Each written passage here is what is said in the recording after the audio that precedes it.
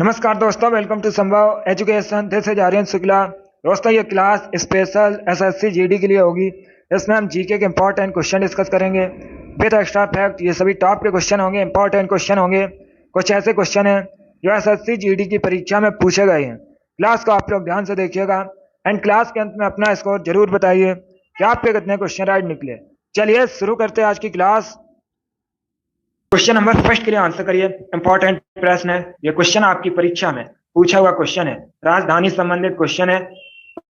परीक्षाओं में एक क्वेश्चन राजधानी संबंधित पूछा जाता है। आपको बताना है जिम्बाब्वे की राजधानी क्या है। बताइएगा जिम्बाब्वे की राजधानी क्या है। ऑप्शन इस प्रकार है: ए न्यूयॉर्क, बी लुसाका, सी हरारे या डी ओटावा। सभी लोग क्वेश्चन नंबर फर्स्ट के लिए आंसर करिए। आंसर देते समय क्वेश्चन नंबर जरूर डालिएगा। आपको बताना है जिम्बाब्वे की राजधानी क्या है। गुड, इसका right answer option number C होगा, Harare. Yes, option number C correct answer है दोस्तों। जिम्बाब्वे की राजधानी हरारे है, so option number C correct answer होगा। अब देखिए, अगर हम ऑप्शंस की बात करें, न्यूयॉर्क यूएसए का शहर है, यूएसए की राजधानी। वॉशिंगटन डीसी है। लुसाका जाम्बिया की राजधानी है। ओटावा कनाडा की राजधानी है। तो आप लोग इनके बारे में याद रखिएगा, क्योंकि यहाँ से एग्जाम में क्वेश्चन पूछे जा सकते हैं। क्वेश्चन नंबर फर्स्ट का option number C correct answer होगा। जिम्बाब्वे की कैपिटल हरारे है। आगे बढ़ते हैं। अब क्वेश्चन नंबर 2 के लिए आंसर करिए। यह भी अच्छा क्वेश्चन है। आपको बताना है तोताए हिंद के नाम से किसे जाना जाता है। बताइएगा तोताए हिंद के नाम से किसको जाना जाता है। ऑप्शन दिए गए हैं।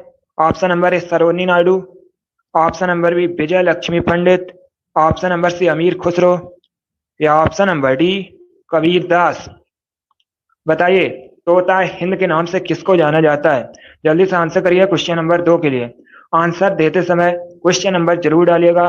दोस्तों, डेली क्लास होती हैं आपके एग्जाम के लिए, तो डेली आप लोग सभी क्लासेस को ज्वाइन कीजिएगा। गुड, बहुत अच्छे। देखिए, इसका right answer option number C होगा, अमीर खुसरो को। Yes, option number C correct answer है। अमीर खुसरो को तोता हिंद के नाम से जाना जाता है, तो option number C correct answer होगा। अब देखिए, अगर हम ऑप्शंस की बात करें, सरोजिनी नायडू, इनको दोस्तों भारत की कोकिला कहा जाता है। ये क्वेश्चन परीक्षा में पूछा हुआ क्वेश्चन है कि भारत की कोकिला किसे कहा जाता है, तो याद रखिएगा सरोजिनी नायडू को। ऑप्शन नंबर बी की अगर हम बात करें, विजय लक्ष्मी पंडित, ये दोस्तों संयुक्त राष्ट्र महासभा की पहली महिला अध्यक्ष थी। आपसे प्रश्न पूछा जा सकता है कि संयुक्त राष्ट्र महासभा की पहली महिला अध्यक्ष कौन थी, तो याद रखिएगा विजय लक्ष्मी पंडित। अब अगर हम ऑप्शन नंबर डी की बात करें, कबीर दास, ये दोस्तों कवि और संत थे। तो चारों ऑप्शंस के बारे में याद रखिएगा। चारों ऑप्शंस आपके एग्जाम के लिए इंपॉर्टेंट हैं। आगे बढ़ते हैं। क्वेश्चन नंबर 3 के लिए आंसर करिए। क्वेश्चन है दोस्तों, कैलाश सत्यार्थी को किस क्षेत्र में नोबेल प्राइज मिला था। आपको बताना है कैलाश सत्यार्थी को किस क्षेत्र में नोबेल प्राइज मिला था। ए भौतिकी, बी अर्थशास्त्र, सी रसायन या डी शांति। बताइएगा कैलाश सत्यार्थी को दोस्तों किस क्षेत्र में नोबेल प्राइज मिला था। गुड, डेली क्लास होती हैं स्पेशल आपकी परीक्षा के लिए, तो डेली आप लोग क्लास को ज्वाइन कीजिएगा। आंसर देते समय क्वेश्चन नंबर भी डालिए। बताइए कैलाश सत्यार्थी को किस क्षेत्र में नोबेल प्राइज मिला था। इसका राइट आंसर होगा ऑप्शन नंबर डी, शांति के क्षेत्र में। Yes, option number D correct answer है दोस्तों। कैलाश सत्यार्थी को शांति के क्षेत्र में नोबेल प्राइज मिला था, तो option number D correct answer. अब आपसे परीक्षा में एक प्रश्न और पूछा जा सकता है कि कैलाश सत्यार्थी क्षेत्र में नोबेल प्राइज कब मिला था, तो याद रखिएगा 2014 में। सन भी याद रखिए, एग्जाम में पूछ सकते हैं। क्वेश्चन नंबर 3 का option number D correct answer होगा। आगे बढ़ते हैं। अब क्वेश्चन नंबर 4 के लिए आंसर करिए। दिवस से संबंधित प्रश्न है। परीक्षा में 1 से 2 क्वेश्चन दिवस से संबंधित पूछे जाते हैं। वैसे ये जो प्रश्न है इंपॉर्टेंट है, कई परीक्षाओं में पूछा हुआ प्रश्न है, आपके भी एग्जाम में पूछा जा सकता है। आपको बताना है अंतर्राष्ट्रीय मानवाधिकार दिवस कब मनाया जाता है। बताइए अंतर्राष्ट्रीय मानवाधिकार दिवस कब सेलिब्रेट किया जाता है। ऑप्शन पढ़ लीजिए ध्यान से, उसके बाद ही आंसर कीजिएगा। तो का मतलब आइए। गुड, आंसर सभी लोग दीजिए, राइट या रॉन्ग आप लोग आंसर करते रहिएगा। आपको बताना है अंतर्राष्ट्रीय मानवाधिकार दिवस कब मनाया जाता है। इसका right answer option number C होगा, 10 दिसंबर को। Yes, option number C correct answer है। प्रतिवर्ष 10 दिसंबर को अंतर्राष्ट्रीय मानवाधिकार दिवस मनाया जाता है, तो ऑप्शन नंबर सी आपका राइट आंसर होगा। आगे बढ़ते हैं। क्वेश्चन नंबर 5 के लिए आंसर करिए। क्वेश्चन है दोस्तों, प्रसिद्ध फारसी त्योहार नौरोज का प्रवर्तन किसने किया था। आपको बताना है नौरोज का प्रवर्तन किसने किया था? पहली बात तो आप लोग याद रखिएगा, नौरोज ये दोस्तों एक फारसी त्योहार है। बताइए इसका प्रवर्तन किसने किया था? ए अलाउद्दीन खिलजी, बी इल्तुतमिश, सी फिरोज तुगलक या डी बलबन। क्वेश्चन नंबर 5 के लिए आंसर करिए, हिस्ट्री संबंधित क्वेश्चन है। इसका right answer option number D होगा, Balban. Yes, option number D correct answer है दोस्तों, बलबन गुलाम वंश का शासक था। इसने प्रसिद्ध फारसी त्योहार नौरोज का प्रवर्तन किया था। तो ऑप्शन नंबर डी इस क्वेश्चन का राइट आंसर होगा। वेरी गुड, बहुत अच्छे। ये वाली क्लास डेली होती है, तो आप लोग डेली इस क्लास को ज्वाइन कीजिएगा। सभी इंपॉर्टेंट क्वेश्चन होंगे जो परीक्षा में क्वेश्चंस पूछे जाते हैं, उसी लेवल के क्वेश्चन होंगे दोस्तों। उससे एक दो लेवल ज्यादा ही क्वेश्चन होंगे कठिन। अभी आंसर करिए क्वेश्चन नंबर 6 के लिए। चलिए सभी लोग आंसर करिएगा, यह भी इंपॉर्टेंट क्वेश्चन है। गुड क्वेश्चन है दोस्तों, चेतक किसके घोड़े का नाम था? बताइएगा चेतक किसके घोड़े का नाम था? ऑप्शन पढ़ लीजिए, उसके बाद ही आंसर करिए, इंपॉर्टेंट क्वेश्चन है। इसका राइट आंसर होगा option number A, Maharana Pratap. Yes, option number A correct answer है दोस्तों, महाराणा प्रताप के घोड़े का नाम चेतक था। तो option number A correct answer होगा। जिसने भी क्वेश्चन नंबर 6 का ऑप्शन नंबर ए दिया है उनका राइट आंसर है। वेरी गुड, इसी प्रकार से आप लोग आंसर करिएगा। गुड, आंसर करते रहिए। आगे बढ़ते हैं, अब क्वेश्चन नंबर 7 के लिए आंसर करिए। क्वेश्चन है दोस्तों, लक्षद्वीप की राजधानी क्या है? बताइएगा लक्षद्वीप की राजधानी क्या है? लक्षद्वीप भारत का एक केंद्र शासित प्रदेश है। अब बताइए इसकी कैपिटल क्या है?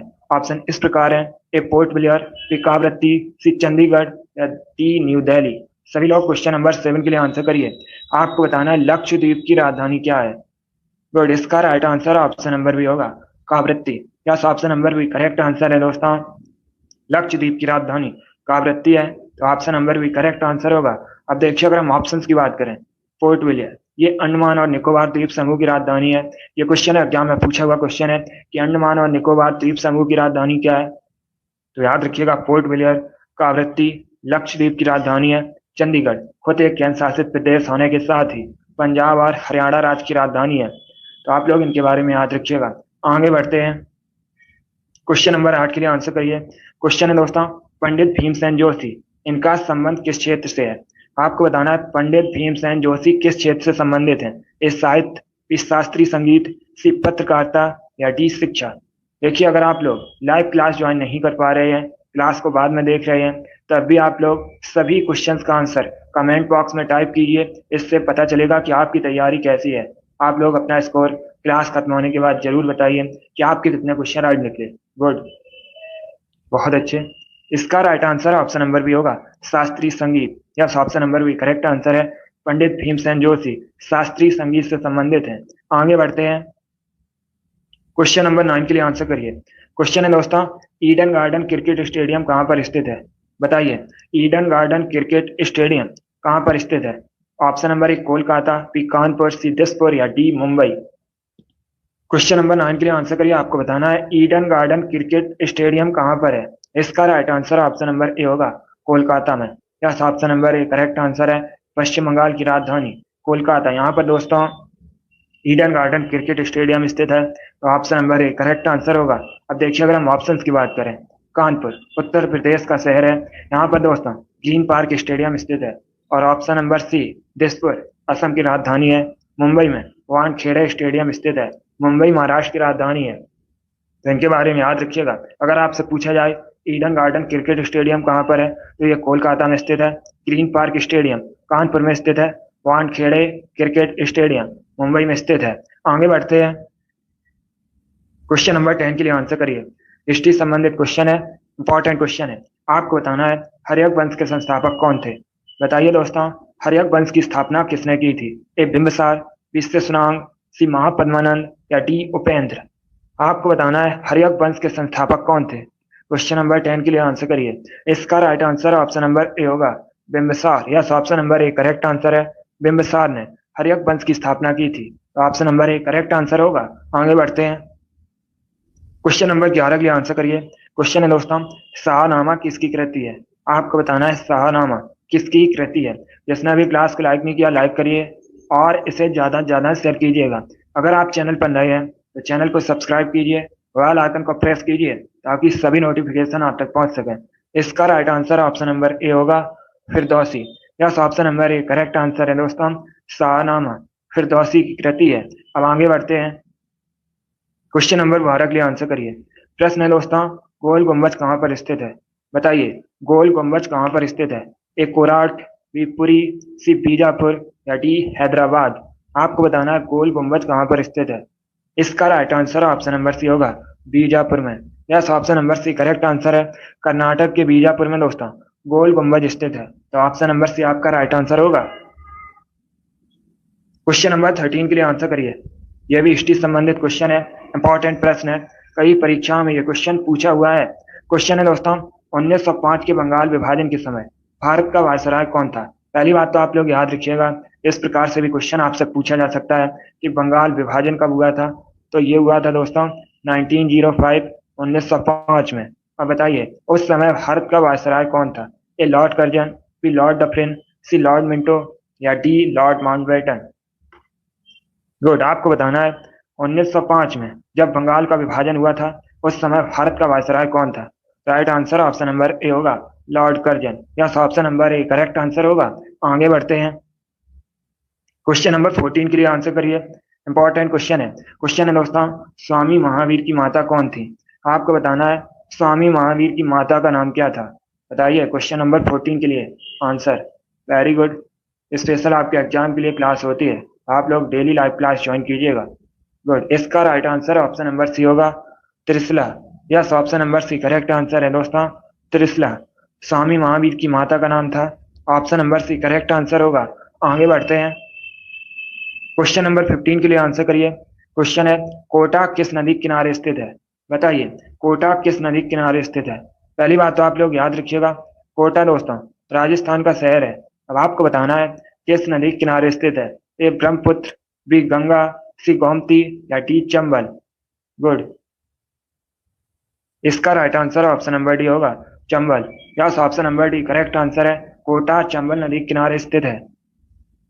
क्वेश्चन नंबर 16 के लिए आंसर करिए। क्वेश्चन है दोस्तों, भारतीय पुनर्जागरण का जनक किसे कहा जाता है?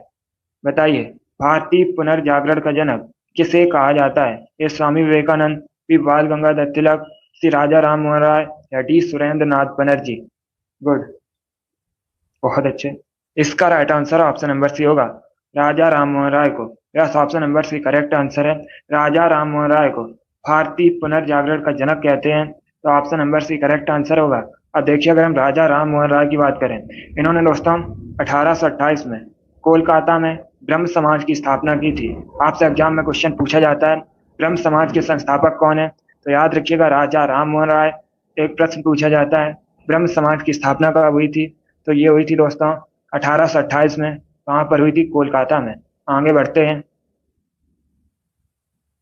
क्वेश्चन नंबर 17 के लिए आंसर करिए।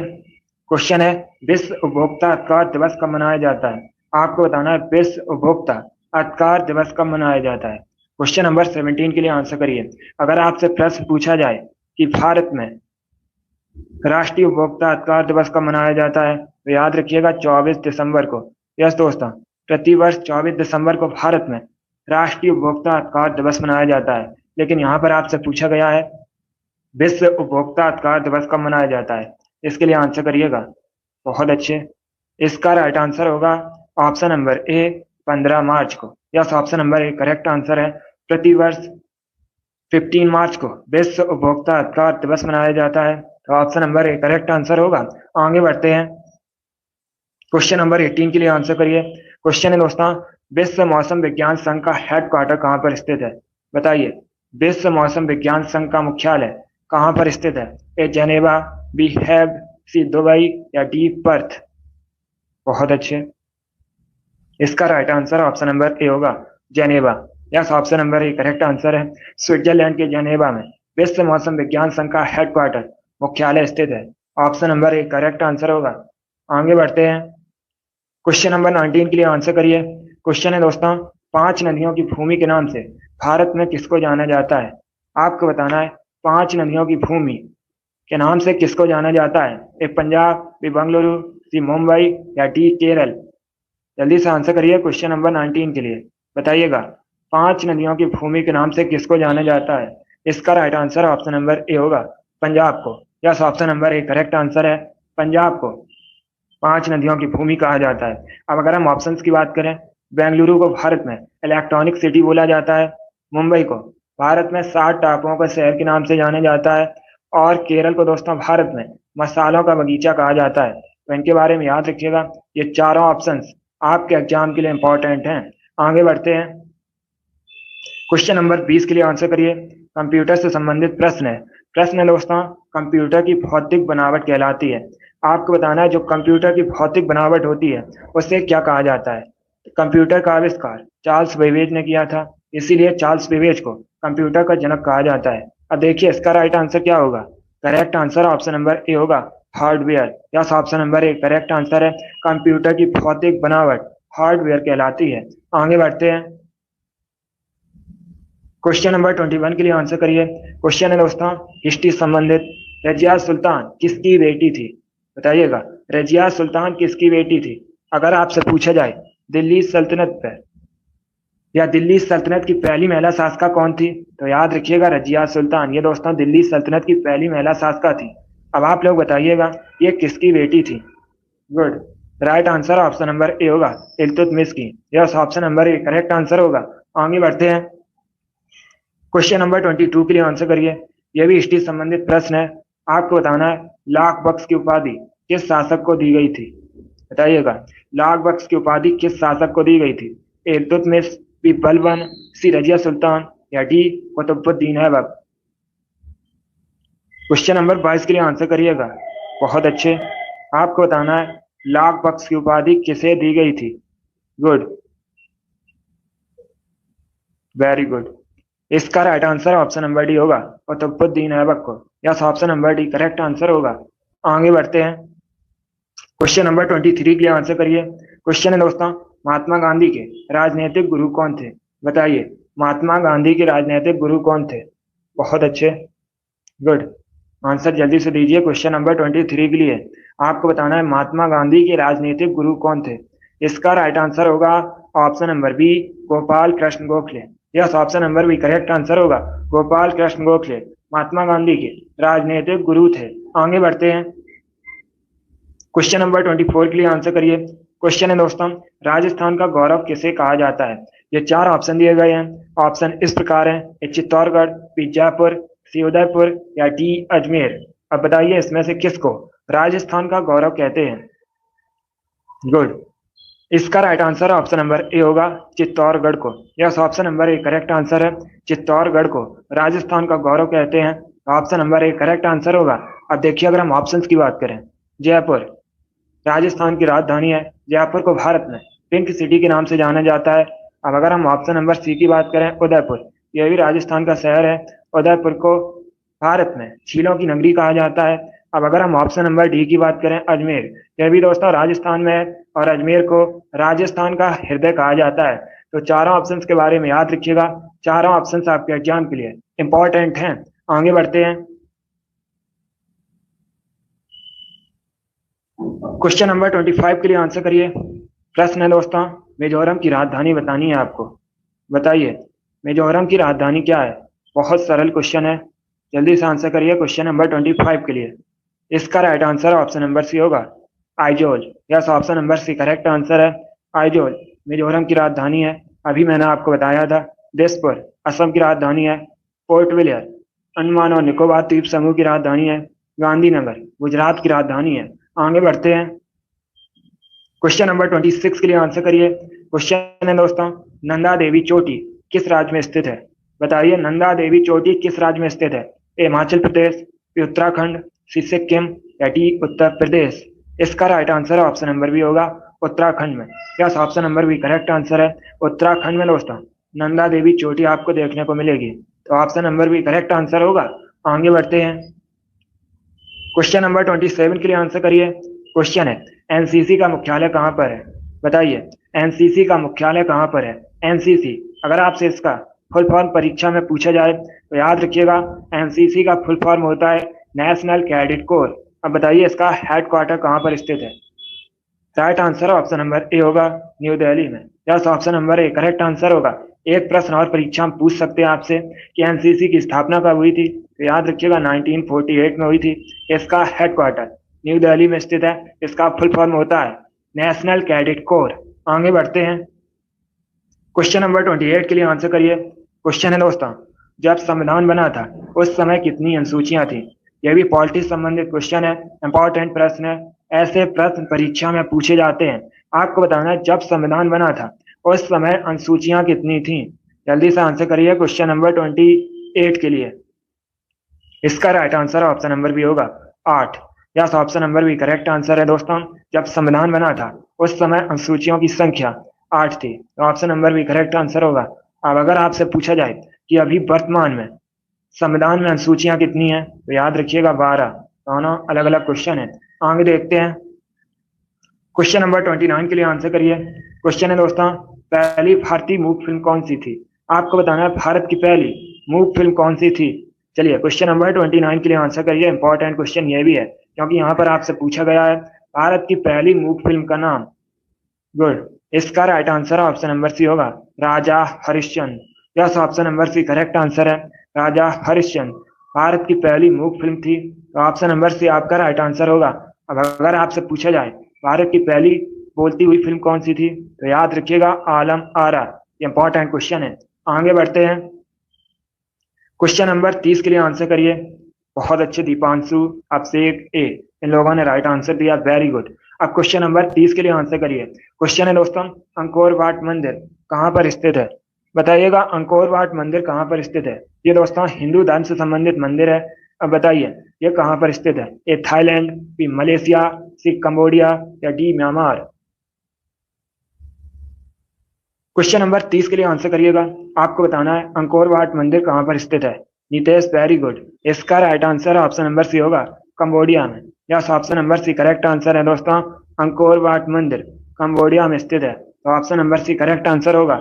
अब यहीं से आपसे क्वेश्चन और पूछा जा सकता है कि अंकोर वाट मंदिर जो कि कंबोडिया में स्थित है, ये बनवाया किसने था? तो ये दोस्तों इसका जो निर्माण है या इसको सूर्यवर्मन द्वितीय ने बनवाया था। आप लोग याद रखिएगा। आगे बढ़ते हैं, क्वेश्चन नंबर 31 के लिए आंसर करिए।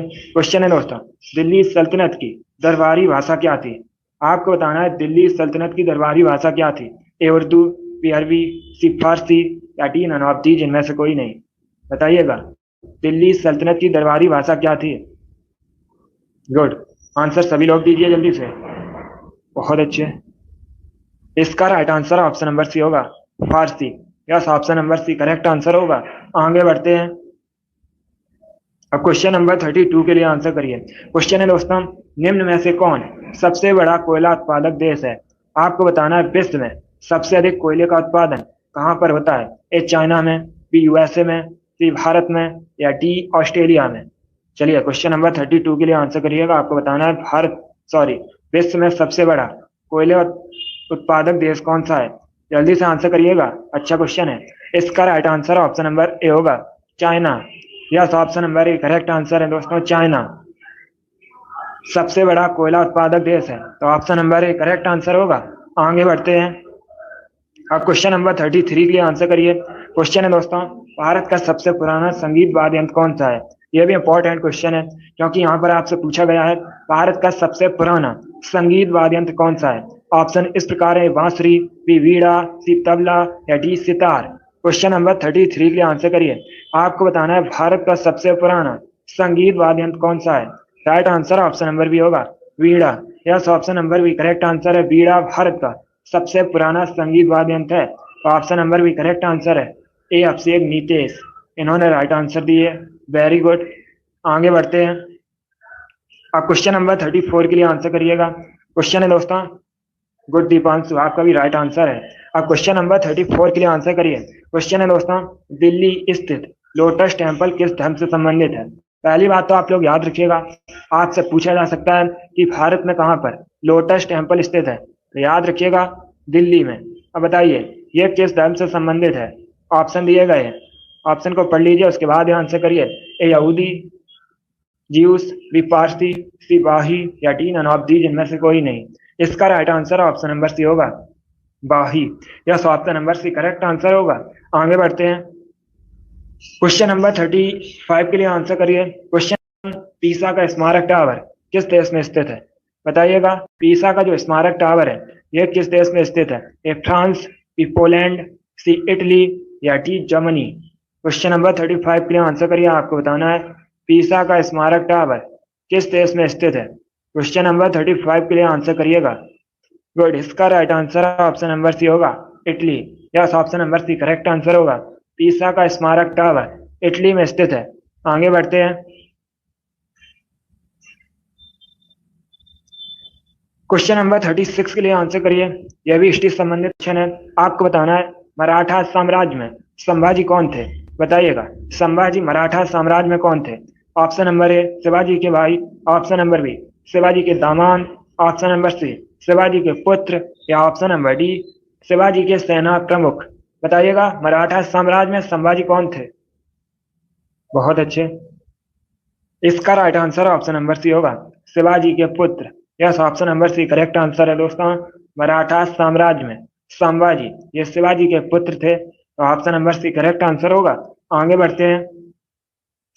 क्वेश्चन नंबर 37 के लिए आंसर करिए। क्वेश्चन है दोस्तों, भारत में किसान दिवस कब मनाया जाता है?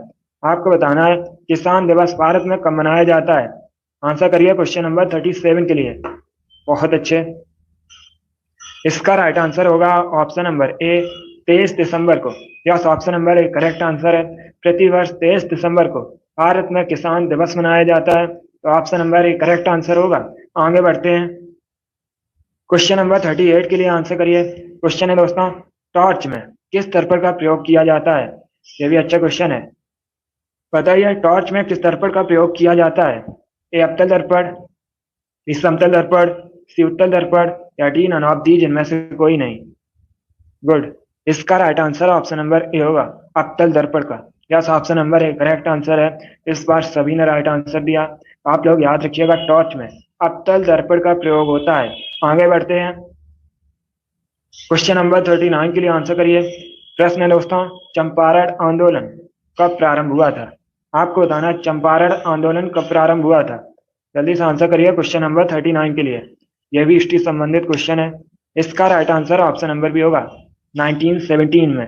यस, ऑप्शन नंबर भी करेक्ट आंसर है। 1917 में चंपारण आंदोलन शुरू हुआ था, तो ऑप्शन नंबर भी आपका राइट आंसर होगा। आगे बढ़ते हैं। क्वेश्चन नंबर 40 के लिए आंसर करिएगा। यह भी क्वेश्चन आपकी परीक्षा में पूछा हुआ क्वेश्चन है। आपको बताना है लोकटक लेक, लोकटक झील कहाँ पर स्थित है? ए तेलंगाना, बी मणिपुर, सी उत्तर प्रदेश, या डी गुजरात में। बताइए, लोकटक झील कहाँ पर स्थित है? इसका राइट आंसर ऑप्शन नंबर भी होगा मणिपुर में। यस, ऑप्शन नंबर भी करेक्ट आंसर है दोस्तों। लोकटक झील मणिपुर में स्थित है। आगे बढ़ते हैं। क्वेश्चन नंबर 41 के लिए आंसर करिए। क्वेश्चन है दोस्तों, शक संवत का पहला महीना कौन सा होता है? आपको बताना है शक संवत का पहला महीना कौन सा होता है? ए वैशाख, बी फाल्गुन, सी चैत्र, या डी नन ऑफ दीज इनमें से कोई नहीं। बहुत अच्छे, गुड, इसका right answer option number C होगा Chaitra. Yes, option number C correct answer है दोस्तों। शक संवत का पहला महीना चैत्र होता है, तो ऑप्शन नंबर सी आपका राइट आंसर होगा। अब अगर आपसे पूछा जाए शक संवत का अंतिम महीना कौन सा होता है, तो याद रखिएगा फाल्गुन। दोनों इंपॉर्टेंट क्वेश्चन है। आगे बढ़ते हैं। क्वेश्चन नंबर 42 के लिए आंसर करिए। आज की क्लास में 50 क्वेश्चन डिस्कस करेंगे। अभी क्वेश्चन नंबर 42 के लिए आंसर करिएगा। आपको बताना है महात्मा गांधी ने किस गोलमेज सम्मेलन में भाग लिया था? बताइएगा, महात्मा गांधी ने किस गोलमेज सम्मेलन में भाग लिया था? ए प्रथम, बी द्वितीय, सी तृतीय, या डी इनमें से कोई नहीं। ये देखिए, इसका आंसर आप लोग क्लास खत्म होने के बाद कमेंट बॉक्स में दीजिएगा। यह आपका क्वेश्चन होमवर्क के लिए है, तो आप लोग क्लास खत्म होने के बाद कमेंट बॉक्स में क्वेश्चन नंबर डालिएगा 42, उसके बाद इसका आंसर दीजिएगा। आगे बढ़ते हैं। अब क्वेश्चन नंबर 43 के लिए आंसर करिए। क्वेश्चन है दोस्तों, भारत के पहले उप प्रधानमंत्री कौन थे? अच्छा क्वेश्चन है, बताइएगा भारत के पहले उप प्रधानमंत्री कौन थे?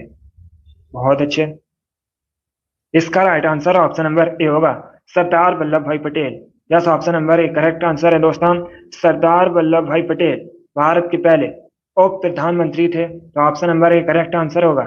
अब देखिए, अगर हम सरदार वल्लभ भाई पटेल की बात करें, ये दोस्तों भारत के पहले गृह मंत्री भी थे। आप लोग याद रखिएगा, इन्होंने बारदौली सत्याग्रह का नेतृत्व किया था। आपसे एग्जाम में पूछा जाता है कि बारदौली सत्याग्रह का नेतृत्व किसने किया था? तो याद रखिएगा सरदार वल्लभ भाई पटेल ने। और दोस्तों सरदार वल्लभ भाई पटेल को भारत में भारतीय बिस्मार्क के रूप में भी जाना जाता है, क्योंकि इन्होंने स्वतंत्रता के बाद भारत का एकीकरण किया था। चलिए आगे बढ़ते हैं, इतना आप लोग इनके बारे में याद रखिएगा। अब क्वेश्चन नंबर 44 के लिए आंसर करिएगा। इंपॉर्टेंट क्वेश्चन है, क्योंकि यहाँ पर आपको बताना है पहली भारतीय महिला का नाम जिसने ऑस्कर पुरस्कार जीता था। क्वेश्चन नंबर 44 के लिए आंसर करिएगा। गुड। इसका right answer option number C होगा, Bhanu Athaiya. Yes, option number C correct answer है, भानु अथैया पहली भारतीय महिला है जिन्होंने ऑस्कर पुरस्कार जीता था। और option number C correct answer होगा। अगर आपसे पूछा जाए पहले भारतीय कौन थे जिन्होंने ऑस्कर पुरस्कार जीता था, तब भी आप लोग याद रखिएगा भानु अथैया, क्योंकि दोस्तों ये पहली भारतीय और इसी के साथ पहली भारतीय महिला भी हैं जिन्होंने ऑस्कर पुरस्कार जीता था। आगे बढ़ते हैं, इनके बारे में याद रखिएगा, एग्जाम में क्वेश्चन पूछा जाता है। अब क्वेश्चन नंबर 45 के लिए आंसर करिए। क्वेश्चन है दोस्तों, सबसे अधिक इनमें से आयरन किसमें पाया जाता है? बताइएगा सबसे अधिक आयरन किसमें पाया जाता है? ए केला में, बी हरी सब्जियों में, सी दूध में, या डी सेव में। क्वेश्चन नंबर 45 के लिए आंसर करिएगा। आपको बताना है सबसे अधिक आयरन किस में पाया जाता है। अच्छा क्वेश्चन है, गुड, सभी राइट आंसर दे रहे हैं, वेरी गुड। इसका right answer option number B होगा, हरी सब्जियों में। Yes, option number B correct answer होगा। आगे बढ़ते हैं, क्वेश्चन नंबर 46 के लिए आंसर करिए। क्वेश्चन है दोस्तों, छत्रसाल स्टेडियम ये एक प्रसिद्ध कुश्ती स्टेडियम है, बताइए कहां पर है? जल्दी से आंसर करिएगा। छत्रसाल स्टेडियम प्रसिद्ध कुश्ती स्टेडियम है। अब आपको बताना है ये कहां पर है? ये हरियाणा में, बी असम में, सी केरल में, या डी दिल्ली में। Very good. इसका right answer option number D होगा, दिल्ली में। Yes, option number D correct answer है, प्रसिद्ध कुश्ती स्टेडियम छत्रसाल दिल्ली में स्थित है। आगे बढ़ते हैं, क्वेश्चन नंबर 47 के लिए आंसर करिए। मोस्ट इंपॉर्टेंट क्वेश्चन है, आपको बताना है उत्तर भारत में मंदिर निर्माण शैली किस नाम से जानी जाती है? बताइए उत्तर भारत में जो मंदिर निर्माण शैली है किस नाम से जानी जाती है? ए नागर, बी बेसर, सी द्रविड़, या डी नन ऑफ दीज इनमें से कोई नहीं। गुड।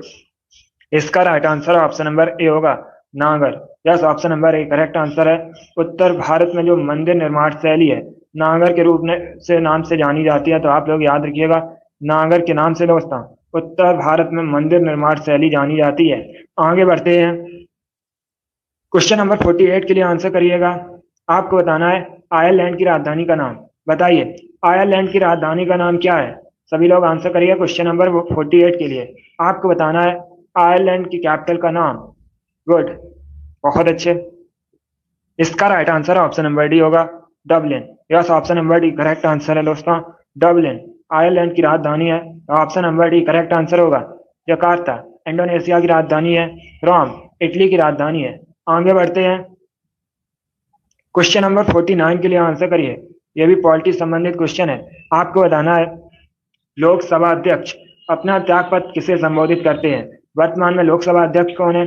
ओम बिरला है। अब बताइए लोकसभा अध्यक्ष अपना त्यागपत्र किसे संबोधित करते हैं? ए राष्ट्रपति, बी प्राइम मिनिस्टर, सी लोकसभा के उपाध्यक्ष को, या डी भारत के मुख्य न्यायाधीश को। जल्दी से आंसर करिएगा क्वेश्चन नंबर 49 के लिए। गुड। इसका right answer option number C होगा, लोकसभा के उपाध्यक्ष को। Yes, option number C correct answer है दोस्तों। लोकसभा अध्यक्ष अपना त्यागपत्र लोकसभा के उपाध्यक्ष को संबोधित करते हैं। तो ऑप्शन नंबर सी आपका राइट आंसर होगा। Very good Deepanshu, a good, आप लोगों ने राइट आंसर दिया है। अब आंसर करिए क्वेश्चन नंबर 50 के लिए। आज का लास्ट क्वेश्चन है। क्वेश्चन है दोस्तों, पहिए का आविष्कार किस काल में हुआ था? चलिए क्वेश्चन नंबर 50 के लिए आंसर करिएगा। क्वेश्चन है दोस्तों, पहिए का आविष्कार किस काल में हुआ था? गुड। ए नवपाषाण काल, बी पुरापाषाण काल, सी मध्यपाषाण काल, या डी इनमें से कोई नहीं, नन ऑफ दीज। इसका right answer option number A होगा, नवपाषाण काल में। Yes, option number A correct answer है। पहिए का आविष्कार नवपाषाण काल में हुआ था। चलिए क्वेश्चन और है, क्वेश्चन नंबर 51 है। बताइए ऋषिकेश किस नदी के किनारे स्थित है? एक क्वेश्चन और मिल गया आपको। अब आंसर करिए क्वेश्चन नंबर 51 के लिए। आपको बताना है तीर्थ स्थल है दोस्तों हिंदुओं का ऋषिकेश। अब बताइए किस नदी के किनारे स्थित है? पहली बात तो आप लोग याद रखिएगा, ऋषिकेश उत्तराखंड में है। बताइए यमुना, गंगा, गोदावरी, नर्मदा, किस नदी किनारे ऋषिकेश स्थित है? ऑप्शन नंबर बी होगा, Ganga. Yes, option number B correct answer होगा। गुड। सभी ने राइट आंसर दिया। बहुत अच्छे दोस्तों, यस, गंगा करेक्ट आंसर होगा। चलिए दोस्तों, आज की क्लास में हमने जीके का प्रैक्टिस सेट सॉल्व किया, जिसमें आपके 50 क्वेश्चन थे। आई होप आपको ये क्वेश्चन पसंद आए होंगे। सो क्लास को लाइक करिए, शेयर करिए, चैनल पर नए हैं तो चैनल को सब्सक्राइब कीजिए, बेल आइकन को प्रेस कीजिए ताकि सभी नोटिफिकेशन आप तक पहुंच सकें। डेली आपकी क्लासेस होती हैं स्पेशल आपके एग्जाम के लिए, तो डेली आप लोग सभी क्लासेस को ज्वाइन कीजिएगा। चलिए, इसी के साथ मैं आपको मिलूंगा अगली क्लास में। Thank you guys, thank you for watching, God bless you all.